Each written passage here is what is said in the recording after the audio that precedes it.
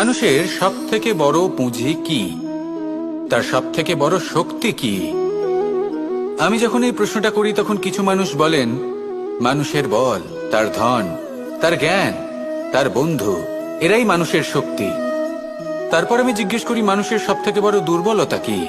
তখন তারা আমাকে বলেন সেই বল, জ্ঞান, মিত্র, এই সব কিছু হারিয়ে ফেলার ভয়। এই সংসারে এমন একটা আবেগ রয়েছে যা আপনার সবথেকে বড় শক্তিও হয়ে উঠতে পারে, আবার সবথেকে বড় দুর্বলতাও হয়ে উঠতে পারে। আর এই আবেগের নাম হলো বিশ্বাস। এই বিশ্বাস এতটাই শক্তিশালী যে সংসারের সবথেকে শক্তিশালী শিকলও একে বেঁধে রাখতে পারে না, সবথেকে উঁচু দেয়ালও একে বাধা দিতে পারে না।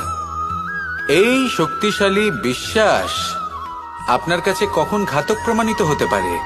যখন আপনি অন্যের উপর আস্থা রাখেন এবং এতটাই বিশ্বাস করেন যে আপনি নিজেকে হীনমন্য করে তোলেন।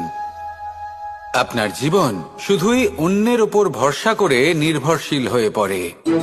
বিশ্বাস অবশ্যই করুন, কিন্তু সর্বপ্রথম নিজের উপর আস্থা রাখুন। তবেই এই বিশ্বাস আপনার শক্তির বৃদ্ধি ঘটাবে।